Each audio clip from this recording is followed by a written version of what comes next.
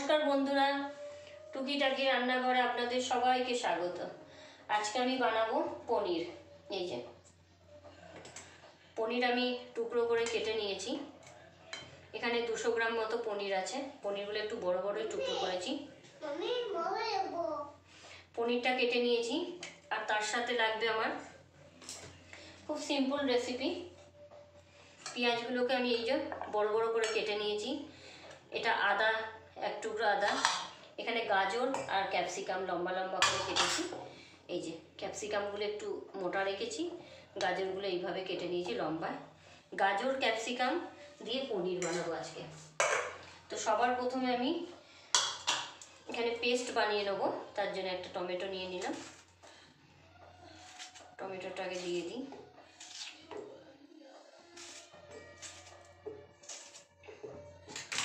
তার সঙ্গে এখানে যে আদাটা টুকরো করে নিয়েছি আদাটা দিয়ে দিলাম। 1 চামচ পোস্ত দিয়ে দেবো।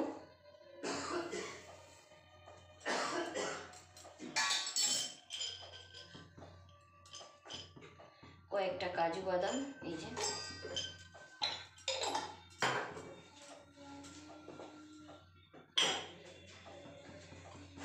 এক চামচ তিল দিয়ে দেবো।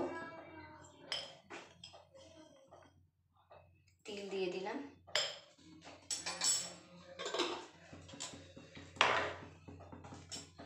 আর একটা কি দুটো কাঁচা লঙ্কা এর মধ্যেই দিয়ে দিলাম। দিয়ে এটার আমি একটা পেস্ট বানিয়ে নেব। দেখুন কড়াইতে তেল দিয়ে দিয়েছি। তেলটা মোটামুটি গরম হয়ে গেছে। এখানে আমি একটু বাটার দিয়ে দিলাম।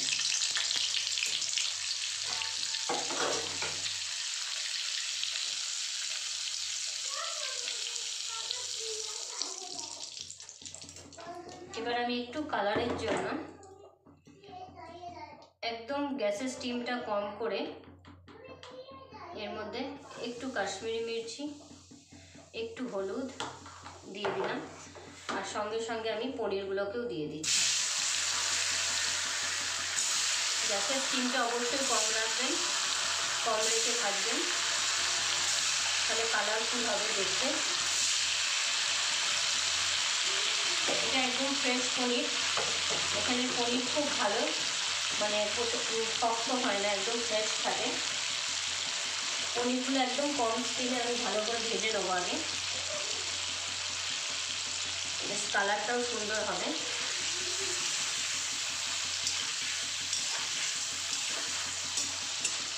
স্টিমটা কম করে আমি পনিরগুলো ভেজে নিই। দেখুন পনিরগুলো ভাজা হয়ে গেছে। আমি পনিরগুলো তুলে নেবো এবার।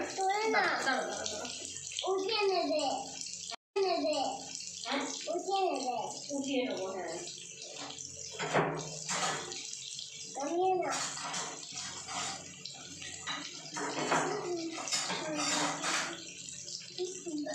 হ্যাঁ পনিরগুলো উঠিয়ে নেবো।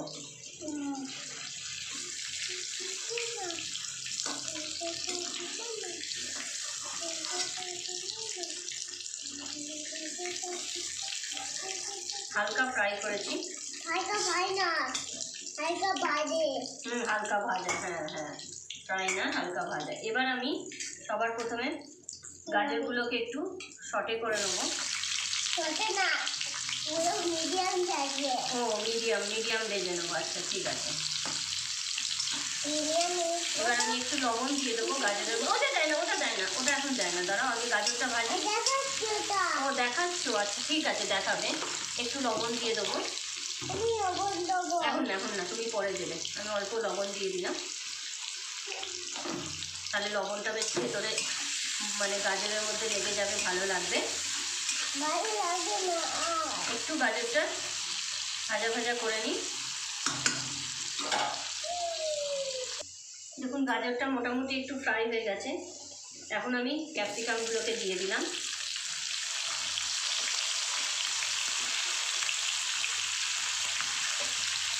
ক্যাপসিকাম তাড়াতাড়ি ফ্রাই হয়ে যায়, নরম হয়ে যায়, তার জন্য ক্যাপসিকামের সঙ্গে পেঁয়াজগুলো দিয়ে দিলাম। আমি সমস্তটাকে ভালো করে ফ্রাই করে নেবো, তাহলে রান্নাটা করতে সুবিধা হবে একদম। লবণ দেওয়াই আছে, একটু ভালো করে ভাজা করে নেবো। দেখুন সবজিগুলো মোটামুটি একটু নরম হয়ে গেছে, আমি এবার এগুলোকে তুলে নেবো। আপনারা চাইলে বিনস দিতে পারেন, আমি বিনস দিইনি, আমি অ্যাকচুয়ালি গাজর আর ক্যাপসিকাম আর পেঁয়াজ দিয়ে করছি, বিনস দিইনি। বিনস আছেই কিন্তু আমি বিনসটা দিইনি। এইভাবে একবার করে দেখবেন, খুব ভালো লাগে। আর নতুন বন্ধু যারা আমার ভিডিওটি দেখছেন অবশ্যই আমার চ্যানেলটিকে সাবস্ক্রাইব করবেন, আর সাবস্ক্রাইব করে বেল আইকনটি প্রেস করতে ভুলবেন না। লাইক করবেন, শেয়ার করবেন, অনেক অনেক বেশি করে শেয়ার করবেন। আর যদি ভিডিওটি ভালো লাগে অবশ্যই লাইক করবেন, আর কমেন্ট করতে ভুলবেন না সবাই। এখন দেখুন সব ভেজে তুলে নিয়েছি। এবার ফাইনাল এখানে আমি একটা দারচিনি দিলাম, আর আমি তেল কিচ্ছু দেবো না, এর মধ্যেই হয়ে যাবে পুরো রান্নাটা। দুটো এলাইচি দিলাম, তার সঙ্গে 1 চামচ জিরে, গোটা জিরে, 1 চামচ না 1/2 চামচ মতো জিরে দিলাম।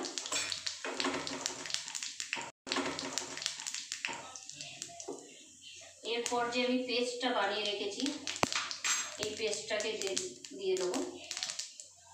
খুব সিম্পল রেসিপি। পেস্টটা যখন দেবেন অবশ্যই গ্যাসের স্টিমটা কম করে দেবেন।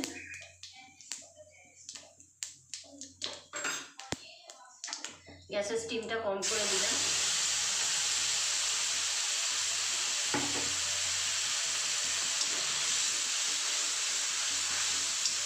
আপনারা চাইলে এর সঙ্গে টমেটোর বীজগুলো বার করে টমেটোগুলোকে লম্বা লম্বা করে ফালি করে কেটে এটাতেও টমেটোটাকে একটু সটে করে দিতে পারেন, সেটাতেও কিন্তু খুব ভালো লাগে খেতে।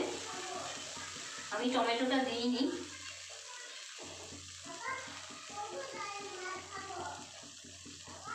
এবার আমি পেস্টটা ভালো করে এখানে যেটুকু আছে মিক্সির মধ্যে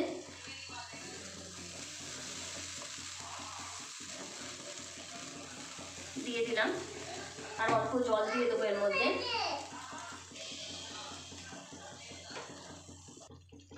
দেখুন এবার তেল ছেড়ে গেছে, এখানে কাজু বাদাম দিয়েছিলাম, তাই অবশ্যই গ্যাসের স্টিমটা কম রাখবেন, কাজু বাদাম নিচে লেগে যাওয়ার ভয় থাকে, এর জন্য। দেখুন সুন্দর তেল বেরিয়েছে। এখন আমি কিছু গুঁড়ো মশলার মধ্যে দিয়ে দেবো, কিছুই না, একটু হলুদ,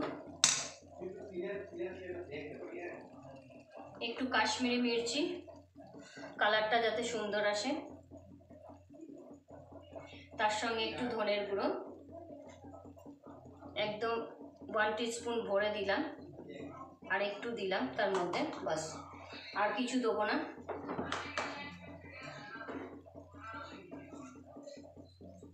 এই যে মিক্সি ধোয়া জলটা যে এটাও দিয়ে দেবো, আগে এটা মিক্স করে নিই।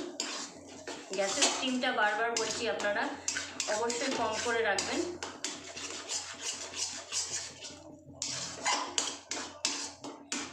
আমি গ্যাসের স্টিম একদম কম করে রেখেছি। এবার আমি জলটা দিয়ে দেবো, এই যে মিক্সি ধোয়া জলটা, আর গ্যাসের স্টিমটাও জোর করে দেবো। গ্যাসের স্টিমটা জোর করে দিলাম, ভালো করে এটাকে মিশিয়ে নেব।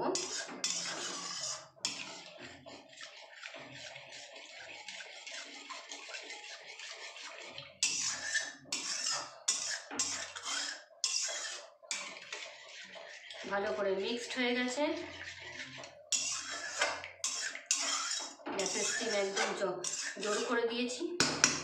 এখন আমি এখানে অল্প লবণ দিয়ে দেবো, কারণ দিলাম তাই অল্প লবণ দিলাম। এটা ভালো করে ফুটে যাক, তারপর সবজিগুলো দেবো আমি। দেখুন গ্রেভিটা ফুটে গেছে, এখন যে আমি সবজিগুলো ভেজে রেখেছিলাম এই যে সবজিগুলোকে দিয়ে দেবো।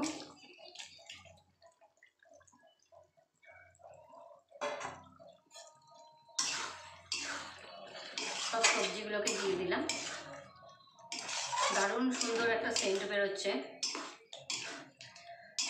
ক্যাপসিকামের গন্ধটা খুব ভালো লাগে, দারুণ সুন্দর সেন্ট বেরোচ্ছে এটা দিয়ে। আর একটুখানি জল লাগবে,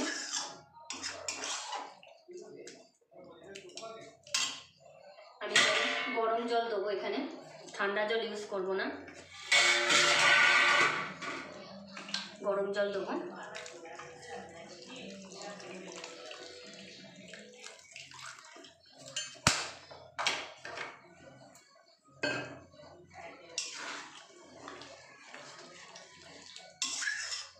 কাজু বাদাম দেওয়া রয়েছে, এমনি গ্রেভিটা ঠিক হয়ে যাবে। বাস, এখন আমি এটাকে অল্প কিছু সময়ের জন্য ঢেকে দেবো।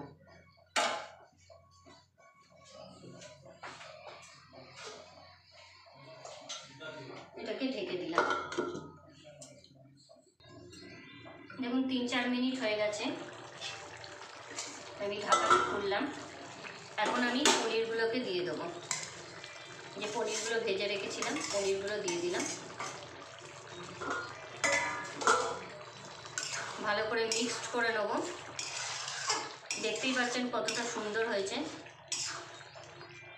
একদম অন্যরকম একটা রেসিপি। অবশ্যই ট্রাই করবেন। শাহি পনির, কড়াই পনির, পনিরের অনেক রকম রেসিপি আমরা খেয়ে থাকি। এইভাবে একবার পনির ট্রাই করে দেখবেন, খুব ভালো লাগবে। সিম্পল, ঘরে যা জিনিস থাকে সেই দিয়েই বানিয়েছি। এখন আমি একটু ক্যাপসিকামগুলো চেক করে নিই, একদম নরম হয়ে গেছে। গাজরটাও চেক করে নিই, দেখুন গাজরও একদম নরম হয়ে গেছে। মোটামুটি আমার গ্রেভি রেডি। এতটুকু গ্রেভি রাখবো, এটা ঠান্ডা হলে আরও একটু বসে যাবে। এখন আমি অনেকটা ধনেপাতা আর তার সঙ্গে কাসৌরি মেথি দিয়ে দেবো। ধনেপাতাটা মিক্সড করে দিলাম।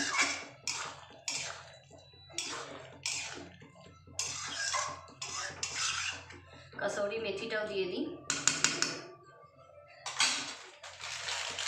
রান্নাটা মোটামুটি আবার শেষ পর্যায়ে। কাসৌরি মেথি একটু হাতে করে ক্রাশ করে দিয়ে দিই। কাসৌরি মেথি পনিরে না দিলে ঠিক টেস্টটা ভালো আসে না। কাসৌরি মেথি দিয়ে দিলাম। এতটুকু থিকনেস আমি রাখবো গ্রেভিটা, কারণ রুটির সঙ্গে খাবো। আজকে হলো পনিরের গ্রেভির সঙ্গে বাটার রুটি, মানে বাটার রুটি মানে বাটার দিয়ে রুটি। অ্যাকচুয়ালি যেমন প্লেন সাদা রুটি করি তার মধ্যে বাটার লাগিয়ে দেবো, তাহলে আরও সুন্দর টেস্টি হয়ে যাবে খাওয়াটা। বাস, হয়ে গেছে আমার পনিরের রেসিপি রেডি। আমি গ্যাসটা বন্ধ করে দিলাম। আরেকটা কাজ যেটা বাকি রয়েছে, সিম্পল, এটা সবাই জানে, পনিরের রেসিপিতে এটা না দিলে ঠিক ভালো লাগতো না, সেই জন্যই দিচ্ছি। আমি তো সবসময়তেই দিই। এই যে একটু বাটার, এটা না দিলে খাওয়াটা ঠিক, মানে পনিরের টেস্টটা ঠিক ভালো হতো না, এটা দিতেই লাগবে। একটুখানি মেল্ট হওয়ার জন্য এটাকে দিয়ে দেখুন, একটু আমি 1-2 মিনিট একটু ঢেকে দেবো, কারণ কাসৌরি মেথি ধনেপাতা সব দিয়েছি কমপ্লিট। একটু ঢেকে দিলাম। দেখুন 1-2 মিনিট হয়ে গেছে, আমি ঢাকাটা খুলে দিলাম। কতটা দারুণ লাগছে। আমি এটা বাটারটাকে একটু মিশিয়ে নিই।